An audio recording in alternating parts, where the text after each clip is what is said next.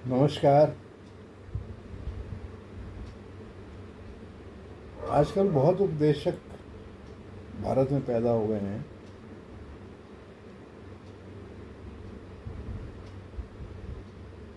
भिन्न भिन्न धार्मिक संस्थाएं उनके उपदेशक हैं।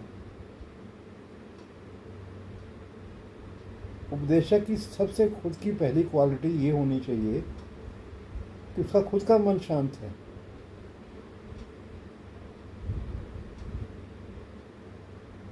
खुद का मन शांत नहीं, पुस्तकों का पढ़ा हुआ ज्ञान हालांकि सुनने वाले के लिए थोड़ा लाभ पहुंचा सकता है, लेकिन किसी की पीड़ा को हरना बहुत मुश्किल है।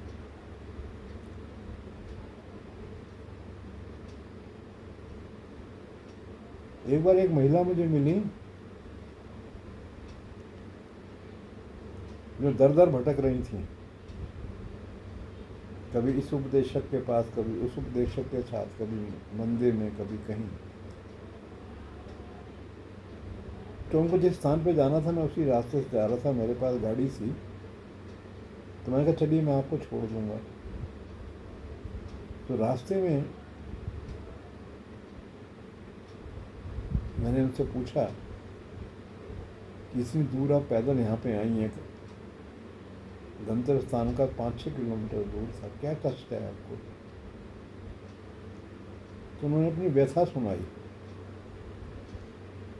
कहा कि मेरा बड़ा लड़का तो ठीक है, छोटा लड़का सुबह से शराब पीने बैठ जाता है, गालियाँ देता है, बदतमीजी करता है मेरे साथ, उसी का दुख है मेरे को। मैं सुनता रहा उनकी बात, सोचा क्या कहा जाए इन्हें। मैंने उन्हें कहा, माता जी, बहन जी, आप पहले मुझे ये बताइए कि आपने अपने लड़के को जन्म दिया है कि आपके लड़के ने आपको जन्म दिया? पहला विचार आप ये कीजिए। जन्म तो आपने दिया है ना। आज वो इस दशा में पहुंचा, इसका जिम्मेदार कौन है? आप उसके जिम्मेदार हैं। चलिए अब तो बात बिगड़ गई। अब आपको क्या करना चाहिए? आप सेवा करें अपने बेटे की। वो गाली दे रहा, कुछ कर रहा, अनसुना कर दीजिए, आप उसकी सेवा कीजिए। आप धुले हुए कपड़े उसको दीजिए, सुबह आप समय से नाश्ता उसको दीजिए। और जो ख्याल एक माँ अपने बच्चों का रख सकती है, आप रखिए। एक दिन उस पर अवश्य इसका प्रभाव पड़ेगा। धीरे धीरे बदलाव आने में समय लगता है। आपको ये यहाँ भागी फिर रही हैं, आप वहाँ उपदेशक क्या, वहाँ आपको कहीं से मदद नहीं मिलने वाली। ये कदम आप ही को उठाना पड़ेगा, ये आप ही का कर्म है। आपका धर्म है कि आप उसकी सेवा करें, आपका बेटा है, और आगे ईश्वर पर छोड़ दें। तब आपको फिर गालियाँ बुरी नहीं लगेंगी, आपका कष्ट भी कम हो जाएगा। और मेरा ऐसा सोचना है कि उसके अंदर सुधार अवश्य आएगा। वो महिला बहुत ध्यान से सुनती रही। जो जहाँ उन्हें उतारना था मैंने, उससे पहले कहा उन्होंने कि आप ठीक कह रहे हैं, मुझे ऐसे ही करना चाहिए। तो हम लोग घर की समस्याओं के दुख को लेके मंदिरों में भागते हैं, कहीं कोई धार्मिक उपदेश चल रहा है वहाँ जाके बैठ जाते हैं, भागा दौड़ी भागा दौड़ी, जो कि सीधा सरल सा मामला है। आप अपनी सेवा का भाव से उसकी सेवा करिए, बाकी छोड़िए। आप मंदिरों को भी छोड़िए, सबको छोड़िए, उसकी सेवा कीजिए आप, जो आपका कर्तव्य है।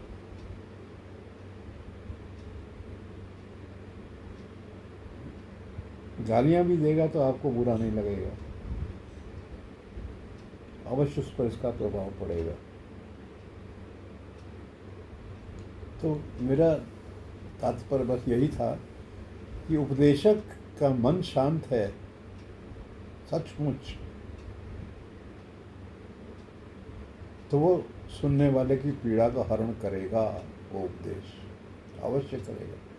सिर्फ उपदेश ही काम नहीं कर रहा, आपके शांत मन से जो विकिरण रेडिएशन जो निकल रहा है वो उसकी सहायता करेगा। उपदेशक शांत मन से बोलता है, एक रेडिएशन उसके मन से निकलता है, उसकी अंतरात्मा से निकलता है, सुनने वाले तक पहुंचता है, उसकी पीड़ा कम हुई। मात्र रटा रटाया उपदेश, पुस्तकों से पढ़ा हुआ उपदेश अर्थहीन है, थोड़ा सा मतलब रह जाता है, इसका ज़्यादा नहीं। जो प्रबुद्ध होगा, बहुत प्रबुद्ध व्यक्ति, वो आपके ऐसे उपदेश से भी काम की बात पकड़ लेगा। लेकिन आप ये उम्मीद करें कि आपकी पीड़ा का हरण कर लेगा, तो उसके लिए उसका मन का शांत होना आवश्यक है।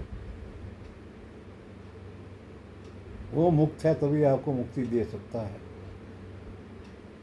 आजकल ऐसे उपदेशों मिलते कहाँ हैं।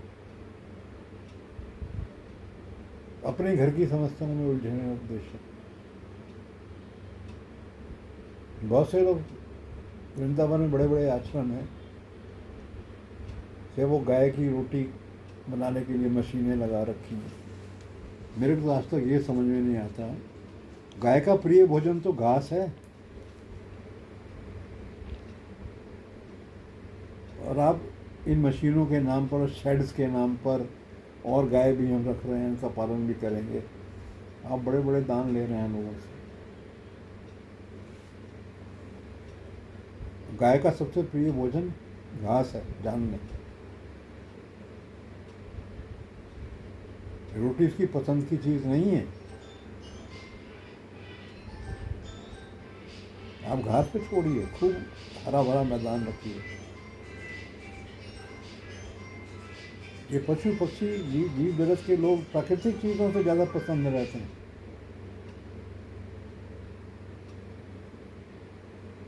आप कोई जो व्यंजन हम होटलों में खाते हैं, आप रख के देख लीजिए, मुंह भी नहीं लगाएंगे। ऐसी कहावत है कि गाय के सामने मांस का टुकड़ा रख दो तो नहीं खाएगी वो, और शेर के सामने घास का बंडा रख दो तो नहीं खाएगा। उनका प्राकृतिक स्वभाव है वो। शेर का प्राकृतिक स्वभाव मांस खाना है, गाय का प्राकृतिक स्वभाव हरी घास खाना। ऐसे सुना कहावत भी।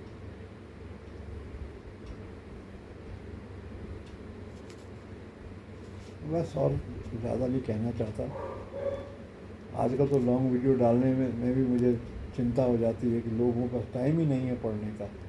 शॉर्ट करो, टॉपिक को जल्दी फिनिश करो। लेकिन कभी कभी तत्व ज्ञान बहुत गहरा जब हो जाता है तो जा सकता है लंबा वीडियो। बस इतना ही कहना है। धन्यवाद। जय राधा कृष्ण, जय मां आनंदमयी।